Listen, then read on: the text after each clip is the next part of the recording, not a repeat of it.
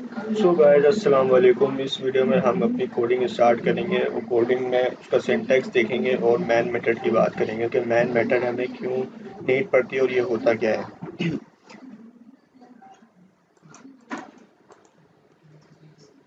तो सबसे पहले हम देखते हैं कि एग्जाम्पल ऑफ जावा का जो एग्जाम्पल कोड है। सबसे पहले एक क्लास है और क्लास का नेम लिखा हुआ है। फिर उसके बाद कर्ली ब्रेसिस में एक लाइन लिखी हुई है जिसे पब्लिक स्टैटिक वॉइड मैन और आर्ग्यूमेंट में स्ट्रिंग आर्ग्यूमेंट।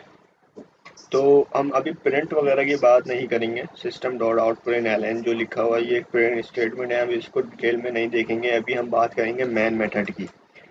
तो सबसे पहले स्टार्ट करते हैं कि मैन मेथड होता क्या है। जब आपके पास 50 लाइन्स का कोड है, अब 50 लाइन के कोड को आप एग्जीक्यूट करेंगे तो उसको चलना कहाँ से, एग्जीक्यूट किस लाइन से स्टार्ट होगा, वो सबसे पहले क्या चीज़, कौन सा लाइन या कौन सा कोड एग्जीक्यूट होगा।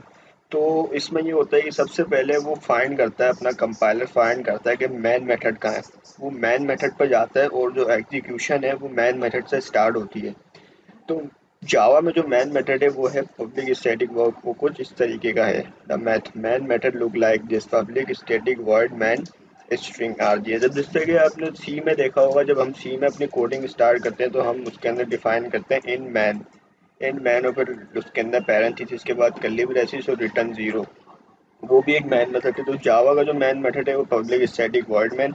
इसके कीवर्ड देखते हैं हम कि इसमें पब्लिक और स्टैटिक वॉइड का क्या मीनिंग है। सबसे पहले हम अगर पब्लिक की बात करें तो पब्लिक एक कीवर्ड है जो एक्सिस स्पेसिफायर बताता है आपको। ये बताता है कि आपका जो एक्सिस है, आपके जो प्रोग्राम के या मैन मेथड की एक्सिस है वो कहाँ तक है। तो पब्लिक का मतलब है कि हर जगह है। मीन्स दैट कि आपके पास एक क्लास है, क्लास के अंदर आपका मैन मेथड डिफाइन हुआ है। तो आप दूसरी क्लास अगर बनाते हैं या दूसरे पैकेज में अपनी क्लास बनाते हैं तो ये आपका मैन मेथड उस क्लास में भी, सेकंड जो हमने बनाई है उस क्लास में भी इजीली एक्सेस हो सकता है।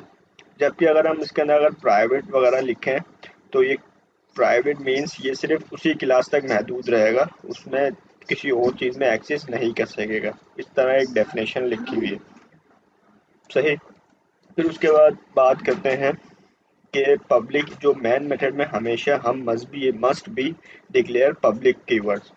ओके। उसके बाद आती है कि पब्लिक के बाद एक वर्ड था स्टैटिक। स्टैटिक कीवर्ड बताता है कि ये एक कांस्टेंट वर्ड है। इसको हम लगाने से वो हमें ये बताता है कि हमारा जो मैन मेथड है वो फाइनल कर दिया हमने, ये फाइनल कर दिया, इसको हम चेंज नहीं कर सकते या कोई और बंदा इसको चेंज नहीं कर सकता। और ये जो वर्ड है, कीवर्ड जो है स्टैटिक वॉइड और मैन, इनको आगे भी ये हमारे प्रोग्रामिंग में यूज़ होंगे। तो इसको हम डिटेल में पढ़ेंगे कि किस तरह है कि यूज़ हो रहा है। अभी जो मैन मेथड में सिर्फ ये डिफाइन हुआ है, सिर्फ इतना बता रहा है कि मैन मेथड आपका चेंज नहीं होगा।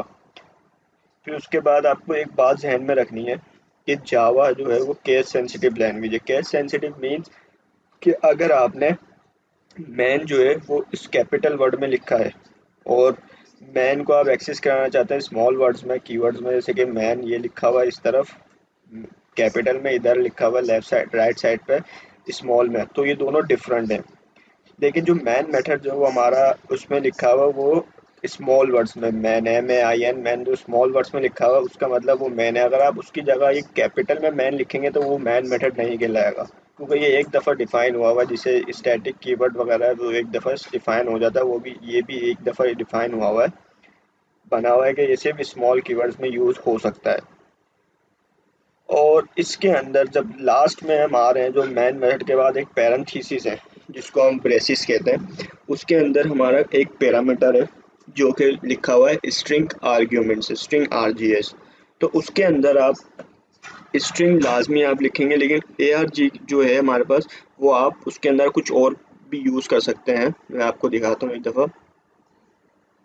जैसे ये लिखा हुआ है पब्लिक स्टैटिक वॉइड मैन और उसके अंदर पैरेंथेसिस में लिखा हुआ है स्ट्रिंग आर्ग्यूमेंट। एक स्ट्रिंग का एरे बनाया हुआ है और उस एरे का एक नाम दिया हुआ है आर्ग्यूमेंट। ये स्ट्रिंग आर्ग्यूमेंट ये क्यों दिया हुआ है, जब भी आप ऑब्जेक्ट डिक्लेयर करते हैं, वो आगे की थोड़ी बात है, जब भी आप एक इसके अंदर ऑब्जेक्ट डिक्लेयर करते हैं तो वो ये बताता है कि आर्ग्यूम जो भी ऑब्जेक्ट डिक्लेयर होगा वो स्ट्रिंग के एरे में होगा जो कि आर्ग्यूमेंट का एक वेरिएबल है। ओके।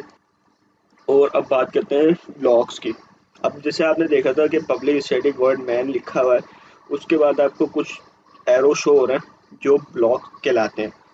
वो एरो ये हैं कि जो ब्रेसेस हैं, कर्ली ब्रेसेस, ये आप जब लगाएंगे तो इसी के अंदर आप कुछ कोडिंग करेंगे।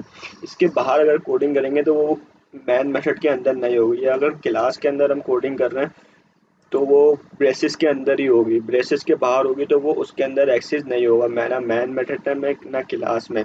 और जो मैन मेथड हमेशा बनता है वो हमेशा क्लास में बनता है, मैन मेथड हमेशा क्लास में बनता है। क्लास क्या है और ये ऑब्जेक्ट, अभी से आप इतना याद रखें कि मैन मेथड हमें हमेशा क्लास में बनता है। और क्लास का एक सिंटैक्स याद रख लें। क्लास का सिंटैक्स क्या है कि आप क्लास लिखेंगे, क्लास का नेम लिखा, क्लास एक कीवर्ड है, क्लास के बाद आपने क्लास का नेम लिखा और उसके बाद आपने कर्ली ब्रेसेस से ओपन करा और एंड में एंड कर दिया, यानी बंद कर दिया कर्ली ब्रेसेस। फिर हम चलते हैं अब अपनी कोडिंग की तरफ, कोडिंग स्टार्ट करते हैं हम। तो ये आ गया हमारा नेट भी ओपन हो चुका है। इसके अंदर हमने सबसे पहले अपना प्रोजेक्ट बनाया था, एक फर्स्ट प्रोजेक्ट के नाम से ही जो आपको दिख रहा होगा यहाँ पे। उसके बाद हमने सोर्स पैकेज के अंदर दो क्लासें बनाई थी, मैन। हम इसको ओपन करते हैं अगर अभी, तो ये कुछ इस तरह आ जाता है। लेकिन मैंने आपको एक चीज़ बताई थी, अभी मैं आपको ये दोबारा क्लास बना के दिखाता हूँ। न्यू प्रोजेक्ट पे गए हम, जावा एप्लीकेशन, नेक्स्ट। अब यहाँ पे हमने अपनी जावा एप्लीकेशन का कुछ भी नाम लिख दिया। मैं यहाँ पे लिख देता हूँ मेथड। मैन मेथड की बात कर रहे हैं तो हम मेथड रख देते हैं क्लास का नाम। उसके बाद आप यहाँ पे देख रहे होंगे क्रिएट मैन मेथड क्लास। इसका मतलब ये है कि अगर इसको आप अनचेक कर देंगे तो आपको जब क्लास मिलेगी तो आपको मैन मेथड उसके अंदर बना हुआ नहीं मिलेगा, ना क्लास मिलेगी। लेकिन इसका फ़ायदा ये होता है कि आपको ये, अगर आप इसको चेक कर देते हैं और फिनिश पे क्लिक करेंगे तो आप देखेंगे अभी कि आपको क्लास भी बनी हुई मिल गई और पब्लिक स्टैटिक वॉइड मैन भी आपको बना हुआ मिल गया। अब आपको इसको बनाने की ज़रूरत नहीं है। अच्छा, और ये जो बैक स्लैश लगे हुए हैं, इस ये जो है ये कमेंट्स होते हैं। कमेंट्स क्या होते हैं? कमेंट्स होते हैं कि हम अपने जब कोडिंग कर रहे होते हैं और हम उस कोडिंग को 3 महीने बाद, 4 महीने बाद दोबारा देखना चाहते हैं या उसको उसके ऊपर काम करना चाहते हैं। अब 3-4 महीने बाद या साल बाद हमें वो कोडिंग याद तो नहीं रहेगी कि हमने क्या कौन सा वेरिएबल क्यों लिया था और या क्या लाइन क्यों लिखी थी। तो कमेंट ये करते हैं कि यहाँ पे बताते हैं कि हमने ये नहीं करता, इग्नोर कर देता है। हम एक लाइन प्रिंट कराते हैं, यहाँ पे एक अपना नाम प्रिंट कराते हैं। लाइन प्रिंट कराने के लिए एक स्टेटमेंट है, system dot out dot print ln, parenthesis open किए और उसके अंदर डबल रोटेशन में हमने लिख दिया एंड विद फहद। ओके, अब इसको हम एग्जीक्यूट करते हैं, यानी रन। रन कौन सा बटन बताया था आपको? ये आप जब भी आएंगे इसको रन करना होगा अपने प्रोग्राम को, ये रन करेंगे और ये आपको यहाँ पे दिखा देगा लर्न विद फहद। जो मैंने प्रिंट कराया था वो लिखा हुआ आ गया, लर्न विद फहद। ये हमारा एक कंसोल इसे कह सकते हैं आप। जो भी हमारा आउटपुट होगा, जो भी हमारा आउटपुट का रिजल्ट आएगा वो इस स्क्रीन पे शो कराएगा नीचे। इसका एक और तरीका भी है रन करने का। कोड को आप राइट क्लिक किया, राइट क्लिक पे आके आपने यहाँ पे देख रहे हैं रन फाइल लिखा हुआ है, रन फाइल पे क्लिक करेंगे तो ये दोबारा ओपन हो गया। So thanks for watching my video and please subscribe my channel.